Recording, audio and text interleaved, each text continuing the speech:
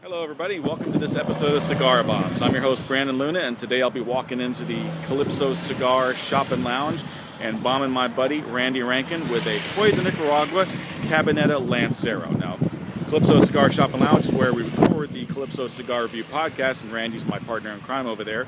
I know he's a big Hoy de Nicaragua fan, just like I am. Hopefully he enjoys it.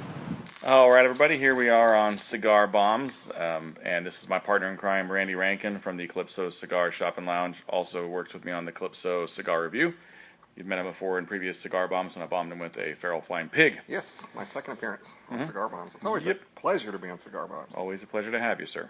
So today I bombed him with the Hoy de Nicaragua Cabinetta Lancero. It's not two wrappers, it's one full Maduro wrapper, then covered with a Connecticut wrapper, I think. Yeah. So it's about as close as you can get, really, to the old Series C, probably. But not really. But not really. Yeah. Still different, but hey. Yeah. And he bombed me with a Dunhill. It's called the Dunhill Aged Dominican. Yep. Tastes good without even smoking it, doesn't it? Creamy. It's extra creamy, yeah. I'm curious, because I noticed that two different changes in that cigar, so I'm curious if we're going to pick up on that. Interesante. We're at the Calypso Cigar Shop and Lounge in Richardson, As Texas. always. And once again, people are going to notice that we have faces for podcasts. I don't know what you're talking about. I'm a damn good-looking man. Well, I'm too, but we have to appear humble. Yeah. This is still. I've not had one of these in a long time. Yep. That's why I figured it was ready. It was good for you to have it. I thought I had a regular Hoy de Nicaragua Lancero, but I guess I got smoked. So I was going to give you that one because we talked about it the other day. Yeah, that's a great cigar. The Antonio. Yep. Antonio Lancero. Yep. And we're pairing today with the little another Texas bourbon. Yep. Cheers. This is called 1835. I think it's a exclusive for one of the local liquor stores. It's not as good as Garrison Brothers, but it's okay. It's a lot lighter. Yeah. Doesn't have that and that little woody stingy bite. Yeah. But a good bite. Yeah, it's good. So what are your initial impressions of that? That's nice. Isn't it good, Connecticut? Yeah. Doesn't have that weird. Usually with a Connecticut, I get like a little. I don't know. It's like a tinge or something, or like a grassy. Not really grassy, but I know what you're talking about. Yeah. It's just this doesn't. It's that. It's like almost a bitterness. Yeah. With some Connecticut's, but this doesn't have that at all. While I'm not going to tell you that's a strong cigar by any means, because it's not, it does get bolder. Oh yeah. Yeah. That's cool. It's a very tasty cigar. It's my first ever Dunhill. Ever? You never, not even had the signed range? Signed range is nice. Matt gave me one from the show 4 or 5 years ago, and it's it's the only one I've ever had, but I'd smoke it again. Yeah. We don't carry it in the store because Matt, every time I mention it, Matt goes, "How many times have you been asked by someone if we had the Dunhill signed range?" And I said, "Never." Yeah. So no point. Reason enough not to carry it. Yep. So we just spent the last hour showing Brandon 3 episodes of The Office.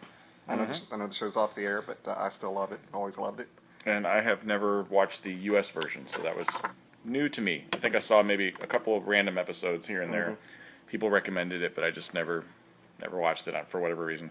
What do you think so far? Funny show. Isn't it funny? It's funny. Carell's so genius on that show. It's that uncomfortable humor that some people like and some people don't. And I'm the world's biggest fan of uncomfortable humor. Curb Your Enthusiasm is one of my favorites. Yeah, it's a good show. I think it's because growing up I loved All in the Family, and you couldn't get more uncomfortable than that. Yep.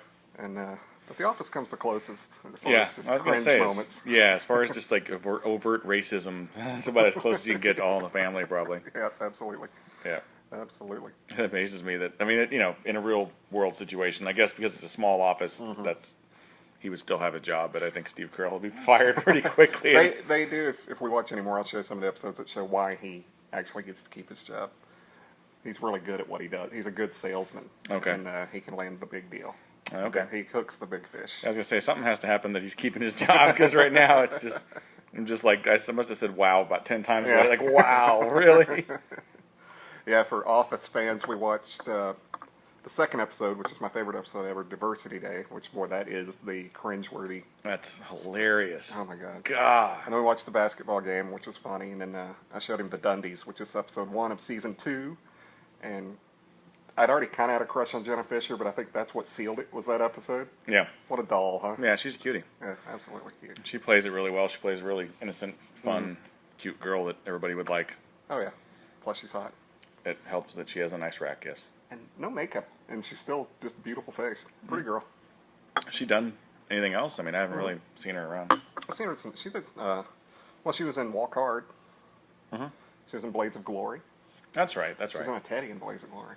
Yeah. Remember, in Will Ferrell got to play with those puppies. I have to see that again. I don't remember that. And then she's done some indies that I really liked. One was called The Promotion, also with John C. Reilly, and who's the guy who played Stifler? Sean William Scott. Yeah. And that was a good movie. And she did another one called A Little Help, where she's a mother, single mother, a widow actually. And it's the trials of raising her son, who's kind of out there. But for the most part, the big movies were Walk Hard and Blades of Glory. How long has it been since you've had one of those? Got to be a year and a half. Yeah. It's better than I remember it. Not that I ever didn't like it, but it's got a good flavor. That one's got some age on it, too. Okay. I had 5 of those for about a year. And you can't go wrong with the Hoya de Nicaraguas. If you guys haven't experienced them yet, great budget line of smokes, consistent quality, great flavor. If you're at the point where you're getting into the full-bodied cigars, the Dark Corojo is one of our favorites. We've said it a million times probably. A billion. At about the end of the first third there, and that is a crazy ash right there. And I would say that's a nice, tight ash. Yes, and we like nice, tight ash. We like nice, tight things here at the Calypso Cigar Shop and Lounge. That's right. I've been flicking, so I don't know what my ash would have looked like. Yep. I won't show the world my ash. Nobody wants to see your ash. Has it changed on you a little? A little bit. It's got a little spicier. It's definitely some spice to the nose. I'm not a big Connecticut guy, but this is tasty. I would definitely smoke this again. Yeah, they're pricey, but they're worth it on a special occasion. Yeah. And it goes real good with bourbon. It's a good bourbon cigar. Speaking of bourbon, at the beginning it was just really mild and creamy, but now there's a creep. It's like an almond kind of flavor creeping into it. It's a little nutty. Yeah, it does. A little nuttiness. Yep. And definitely more spicy through the retrohale. So yeah, cool. So when we're talking creamy on our other review show, you mentioned, is it 2% or is it heavy cream or something? It's definitely heavy. Yeah, it's definitely heavy. Cream. Yeah, definitely closer to heavy cream. Oh crap, my phone's going off. Let me turn it off real quick. It's no big deal. That's your office here. Yes, I'm an office a geek. big office fan. He has the office ringtone. ringtone there. Nerd. I am proud of it. Proud of it. I remember with April Fools, they had someone had posted a picture of a new bacon cigar. It was like a cigar wrapped in bacon or something. Really? April Fool's thing. April But Fools. Bacon. What's that dog commercial? The bacon strips. Yum, yum, yum, bacon. Yeah, a little fake dog nose going everywhere. They don't taste like bacon. No, they don't. We're on a dare. We all took a bite once. I had one once too. Ugh. And there's a dog treat that we just got that's like all natural dog treat, and it's made with like peanut butter and stuff. And I was like, it's all natural peanut butter. Oh my God. I know it was not. It was not good. Yeah, and I think I had tried a bacon flavored milk bone one time on a dare. And milk bones, there's no flavor. It tastes like you're eating gravel. Yeah. I mean, I didn't eat the whole thing. I just took a bite and I was like, oh my God. Nasty. Dog food, not good. No. If it comes down to the zombie apocalypse and there's dog food, or you kill something and eat it, you need to kill something and eat it. Yep, I agree. You always see that on The Walking Dead. They're eating dog food. I'm like, no. I'll pass. Yeah, I think I'll pass on that. So do you believe in this zombie apocalypse? No. Okay, good. That's not going to happen.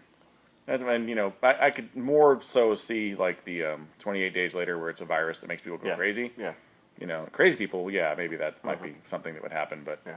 Well, that's kind of happening now with the crazy people eating each other's faces off. And stuff. Yeah, but that's just people doing drugs. Bath salts, yeah. All that crazy crap you put in your body. God, look at that. I don't want to... But it's not reanimation. No, that's not going to happen. Let's be honest. That's not... There would definitely be proof of, a higher purpose or higher deity if that did happen. Right. So it'd be like, okay, yeah, all bets are off. Right. I better go to church and repent because now it's time. I hope there's no zombies in the church. There'll be a big line at church. Crap. All the people that were wrong are there just going... There's that old saying, there are no atheists in a plane crash or something like that. Oh, you lost it. Damn it, on the floor. Pedro. Speaking of which, we saw Pedro Haley's now working at the Calypso Cigar Shop and Lounge on occasion. During the summer because he's a college professor. So. And he brought in a piece of rock and roll history. Yes, he did. That was so awesome. Several pieces of rock and roll history. He brought some really cool photos, family photos of Bill Haley and his his crew and him and his family, his mom, and a bunch of his really cool pictures, and a notebook with a bunch of scribblings. Yeah, it was from the year 1961. It was a day planner, and several days. I guess he didn't write in it, but he would write, what show he was playing that day, how much money he made on it, if he was doing well that month, if he was doing poorly that month. Yeah. It was really cool. Yeah. And he toured a lot, and we're not talking about one-night shows, one show a night thing. He was doing 3 and 4 shows a night. Gotta pay the bills. Yep. Wow. So that one entry said $4,000 a week to do one show a night. That's not bad for 1961. No kidding. Yep. So, You were so nervous. He was like I was shaking, holding it like, don't mess turning the pages very gingerly. I can just imagine if I just sneezed on it or something. Right. Or dropped it. That was nerve-wracking. But very cool. Very thankful for Pedro for showing us that. Yeah, way cool thing. Maybe we can scan some photos at some point. Yeah, that's what I'd love to have, like some scanned stuff from that. Put on that, change the video on the thing and put those on there. That'd be cool. That would be very cool. We've got, if you haven't watched that podcast, it's on YouTube. That's probably the best way to get the experience there, because there's some photos in there of Pedro Haley and his dad Bill, and there's a couple of unreleased songs on the second portion of it, the supplemental material. Right. And I think it's even interspersed into the podcast itself. So yeah, and you get a real glimpse of the early days of rock and roll. It's a very good episode. Episode 14. Yep. Wow, this is picking up, man. Isn't it? Yeah. Getting a little leather too. A little maybe leather earthiness. I'm not sure which, but yeah. So yummy. Randy done good. Randy done good. Good. How you liking the Cabinetta? I like it. I'll have another one again. I mean, I don't know why. You guys carry the Lancero? Yeah. Okay, I'm almost done. It's almost putting it out time. Yep, it is.